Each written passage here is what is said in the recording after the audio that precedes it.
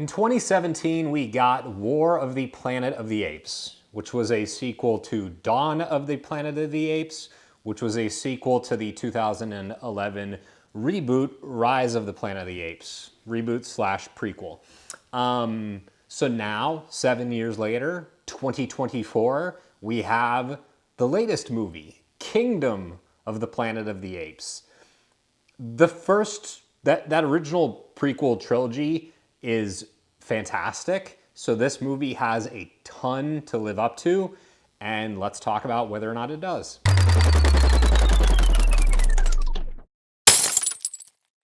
Thank you so much for checking out the video. Before we get started, click on the subscribe button and the notification bell. That way you know whenever I post a new piece of content. Okay, so let's get in a time machine and go back to the year 2011. It's now 2024. This is 13 years ago. I was there, and I remember that nobody was banging down the door for a Planet of the Apes movie. I don't remember anyone asking for a prequel trilogy to those films, and yet that's what we got. Director Rupert Wyatt clearly has a love for these movies, and so he made that movie. I think those movies are great, and I actually think that Rise, the first one, it might not technically be the best of the movies. It's my favorite of those three movies.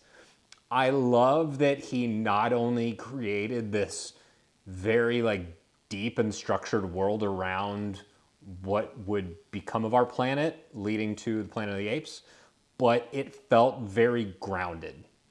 I loved that this character, James Franco's character, simply wanted to save his dad from Alzheimer's.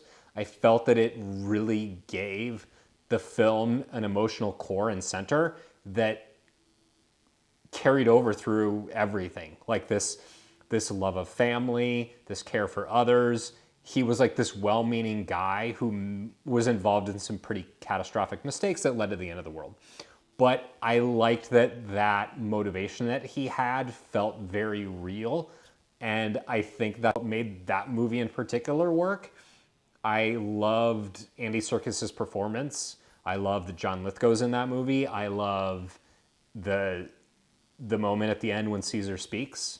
And I think he actually speaks twice in that movie, but I think or he speaks multiple times, but that particular sequence when he speaks to his owner and says Caesar's home, I think all of that is tremendous. And then the sequels I thought built really well on that, leading up to this massive battle between humans and apes.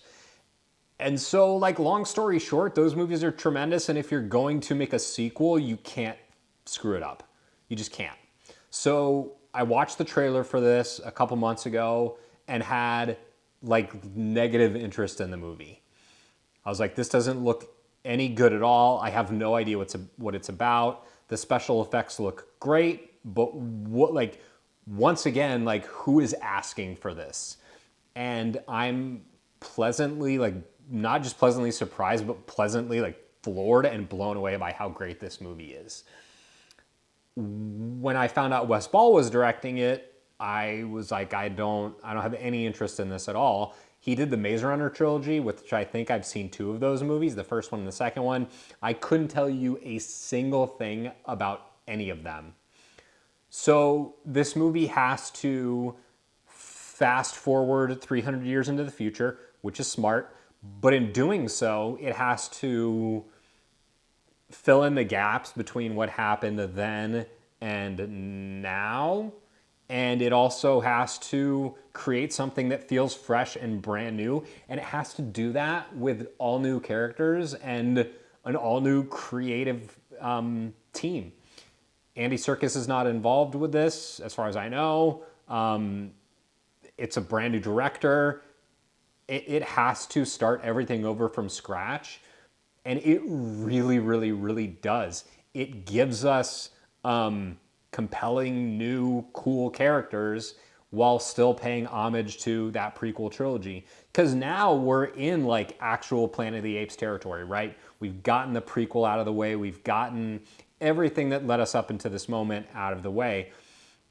And now we're like truly at the Planet of the Apes. So Owen Teague's performance as Noah is awesome. Peter Macon plays Raka, who's like the kind of wise sage ape who knows how Caesar really was and all this stuff, and he's tremendous. And then really, I was floored by Kevin Durand. He plays Proxenus Caesar, who is the film's villain, and he's awesome. Everybody in this movie gives tremendous performances. The mocap is amazing. The special effects are great. It's got a wonderful, delightful sense of humor when it needs to. It's serious and profound when it needs to be. And it's just great. It really is. You have Noah is this young boy in this tribe who's coming of age, and I don't want to spoil the movie, but and I won't spoil the movie, but basically it's kind of like his journey and like what is the future between apes and humans going to look like, and yeah, that's all I really want to say about the plot of the movie because I don't want to spoil it. But I think this might be my favorite of all of these movies. I was really, really, really impressed with how good this is.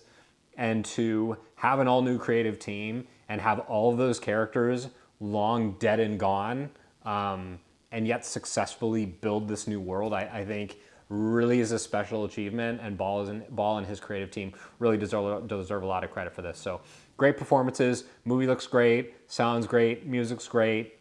It hits all of the right notes and beats, and yeah, this is a great movie. Super duper impressed with this. I also think it's funny because sometimes you watch trailers and you're like, I have no interest in this whatsoever.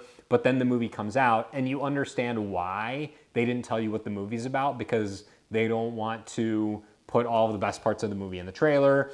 And I didn't even know what this movie was about at all going into it. And I think that is the perfect way to watch a movie like this. So kudos to Fox for not screwing it up in terms of the marketing. And really, I hope this movie does well because it deserves it. So Kingdom of the Planet of the Apes, it's fantastic. It's in theaters. I think you should see it. Let me know what you think in the comments, and I'll see you next Wednesday at 9 a.m.